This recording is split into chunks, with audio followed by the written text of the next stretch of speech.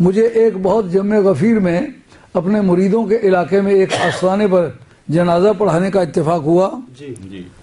میانہ صبح کی بات ہے. تو ایک آدمی سعودی عربیہ سے پڑھ کے آیا تھا. ہم جب دعا مانگنے لگے وہ راستے میں کھڑا ہو گیا. انہوں نے خبردار دعا مانگو. وجہ کیا ہے؟ ان کا ایک کا عمل دوسرے کو فائدہ نہیں پہنچا سکتا. یہ دعا تم مانگنے لگے ہو، میت کا یہ کام نہیں ہے.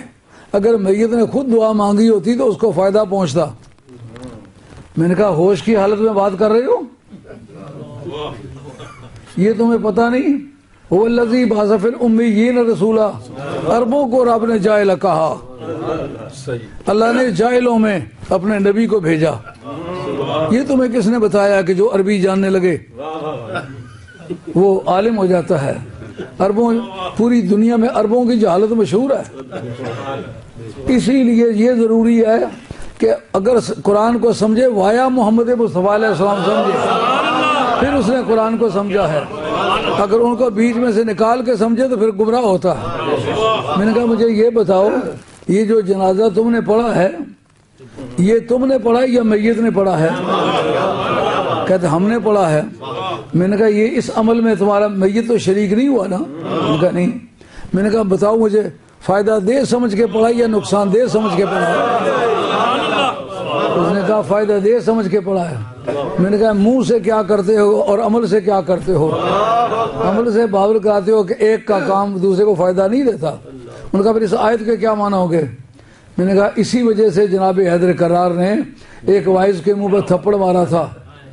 ابن حمام نے فتح القدیر کے اندر لکھا ہے، ایک واز کر رہا ہے، مولا مرزا اس سے پوچھتے ہیں بتا ناسخ و منسوخ میں تمیز کرنے کا طریقہ آتا ہے؟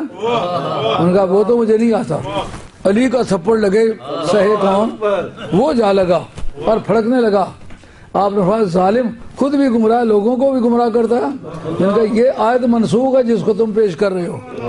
لیس للانسان الا ما سعی، یہ آیت منسوخ ہے. ابھی جو میں نے آیت پڑھی ہے سورہ طور کی وہ اس کی ناسخ ہے. کس لیے ناسخ ہے؟ یہ کہتا ہے ایک کا عمل لیس للانسان الا ما سعی، انسان کے لیے وہی کچھ ہے جو اس نے خود کیا ہے. میں نے کہا تمہارا باپ جس دن مرے گا نا میں تمہارے وارثوں کو کہوں گا مجھے وکیل مقرر کرے. عدالت میں ان کی طرف سے کیس لڑوں گا اور تو یہ بالکل صاف ستھرا جواب ہو جائے گا. کیوں؟ تمہارے باپ کی جو جائیداد ہے وہ تمہاری کمائی تو نہیں ہے نا، وہ تمہارے باپ کی کمائی ہے. اس کے وارث کس طرح بنتے ہو؟ المطلق یجری علی اطلاقی والمقید یجری علی تقییدہ. اس میں یہ قید تو نہیں ہے کہ زمین ہو یا مکان ہو، مطلقاً ایک شخص کا کام دوسرے کو فائدہ نہیں دیتا. یہ آیت منسوخ ہے. کس آیت سے؟ الذین آمنوا واتبعتهم ذریتهم بایمان الحقنا بهم ذریتهم وما التناهم من عملهم من شیء. سورہ طور کے اندر موجود ہے کہ جو ایمان والے دنیا سے گزر گئے بعد میں آنے والے لوگ ان کے اولادوں میں سے اعمال میں تو پیروی نہیں کر سکے، عقیدے میں پیروی کی ہے. ان کی جدائیوں کو دور کریں گے، اعمال کی کمی کو پورا کریں گے. اعمال کی کمی کی وجہ سے جو بہت نیچے رہ گئے ہم ان کو اپنی رحمت سے اٹھائیں گے. ماں باپ کی سیٹ کے برابر ان کو جا کے بٹھا دیں گے، لیکن ان کے ماں باپ سے کوئی کٹوتی نہیں کریں گے.